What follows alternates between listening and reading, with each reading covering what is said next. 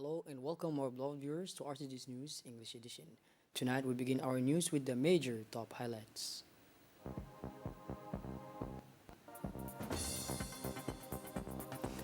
Third day of the Conference of Labor, Employment and Labor Migration.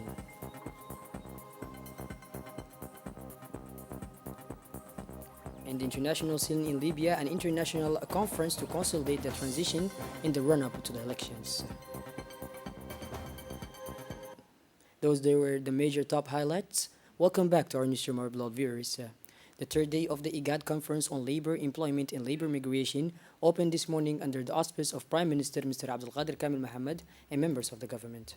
This conference, which has a significant character, was enhanced by the participation of Ministers of Labor of IGAD member countries, social partners residing in Djibouti, and with the participation of the International Labor Organization. At the heart of these 3 days is the issue of work, employment, and migration. This ministerial meeting focused on these issues and ways to improve coordination and actions to strengthen regional collaboration on labor and employment issues. Today, it should be recalled that IGAD member countries, which are experiencing high population growth, are facing structural challenges related to the creation of employment opportunities. To address this issue and better fight against poverty, the mismatch between demand and supply of labor, the weakness of information systems on the labor market, precarious and informal employment often cited as the main challenge of national economies in the region. In their respective interventions, the IGAD Executive Secretary and the coordinator of the United Nations system of NGOs has highlighted the main point of this conference, which is about improving opportunities for regulatory labor, mobility, and decent work in IGAD member states through the development of intervention models within the broader context of the regional integration process. Labor migration is aspiration in motion. It is an expression of desire of greater economic opportunities, improved social security, and more secure livelihood. History has been the side of the countries that receive migrants. They have proven to be the invaluable assets that have made an incalculable contribution to the building of some of the greatest nations on earth. Here in the IGAD region, Your Excellency, our greatest asset is our people, which is the source of labor. According to latest African Union Migration Statistics report, over half of our population, that is more or less 53.6%, is of working age between 18 and 16.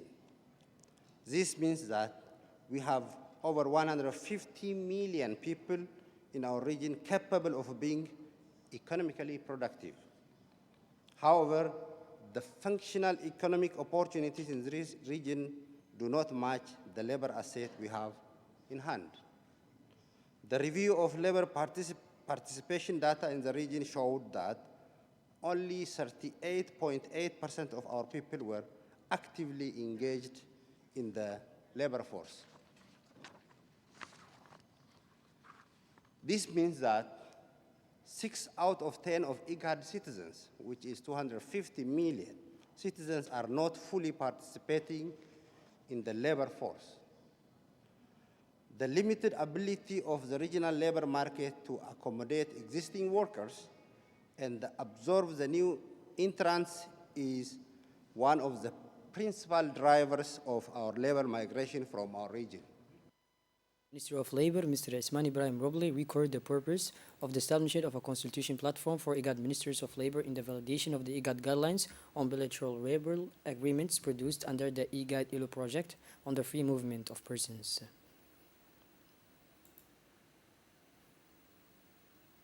Last but not least, the Prime Minister Abdulqadir Kamil Mohammed in his speech indicated the first goal of the globalization. It is a real pleasure for me to sponsor an event that brings together all the brotherly countries of IGAD in order to discuss exchange and find a common solution on a theme that is so important for the future of our fellow citizens of the IGAD in Africa in general.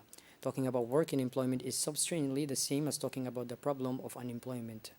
Unemployment is a multidimensional development issue that must be addressed through multi-stakeholder partnerships that can focus on developing holistic solutions to the significant challenge of unemployment, especially among youth. It is a big step for the Guarantee Fund of Djibouti. Yesterday, the delegation led by the Minister of Economy and Finance, Mr. Ilyas Musa Dawali, accompanied by our ambassador in Turkey, Mr. Adan Hussein Abdullahi, had a meeting with the Guarantee Fund of Turkey. The purpose of the ceremony was the signing of an important partnership agreement. The signature is the sharing of experience, knowing that the Turkish Guarantee Fund is operational for about 30 years against 2 small years of our Guarantee Fund. The partnership agreement signed with the Turkish Guarantees Fund will allow us to develop essentially the Islamic finance part, and why not improve the model that we currently propose to conventional banks. The Ministry of National Education and Vocational Training, Mr. Mustafa Muhammad Mahmoud, received today a joint delegation of experts from the British organizations Frontline Children and DevHub, two organizations specializing in the care of children with special needs, including those suffering from deafness. The delegation was responding to an invitation from MEMFOP to provide training of trainees to 12 CFEEF sign language specialists. The experts will provide this 4-week training to give the SFEEF trainees level 1 skills and qualifications. The delegation arrived in the country today and met with the CFEEF trainees in the presence of the Director General, Mrs. Aisha Farah El-Tere, who accompanied the experts of the Minister's office. The Minister warmly welcomed the delegation and emphasized on the value of training of trainees, and the experts will provide from next Sunday. This will strengthen the skills and qualifications of our experts, who will in turn provide quality training in schools, he said. More generally, the minister said that children suffering from deafness or auditory failure were often forced to move to vocational training courses because the general education structures could not offer support adapted to their disabilities. The head of the delegation said he was honored to provide expertise and capacity building to CFEEF trainees to support MEMFOP in its policy of inclusive school that welcomes all Djiboutian children. You're excellent teachers in the skills of sign language training, and we will deliver this over 4 weeks, and there'll be lots of practical work. We're using flashcards and pictures so that this training can be delivered to those with learning difficulties. And the hope is that after 4 weeks, the trainers will be very confident in these new skills. And in the future, we'd like to think that we can return to build on that progress so that they can go from stage 1 to 2 and then on to further develop their skills in this area. We move now to Tajura to talk about the COVID-19 situation. The Minister of Health, Dr. Ahmed Roble, and his delegation went to Tajura as part of a supervision tour of the accelerated vaccination campaign against COVID-19, which is currently ongoing in all the regions of the interior. Welcomed off the boat by the Prefect Hassan Dabale and the President of the Regional Council, Umar Hussein, the Minister of Health first took part in the workshop for the establishment of the cross-border community for the fight against Tajura Balhu corridor. The establishment of this sub-national coordinating committee responds to the need to facilitate the implementation of approved control activities in this area, both in terms of provision and control. Thanks to the support of IGAD and European Union funding, this mechanism is part of the response to the coronavirus pandemic in our country. In his speech, the Minister of Health, Dr. Ahmed Roble, recalled the heavy task that falls to the members of the state committee and the importance of increased and coordinated surveillance at the Balhu border. In addition to IGAD and the European Union, the Minister warmly thanked all partners involved in the implementation of these activities of the regional response of UNICEF, IOM, and UNPS.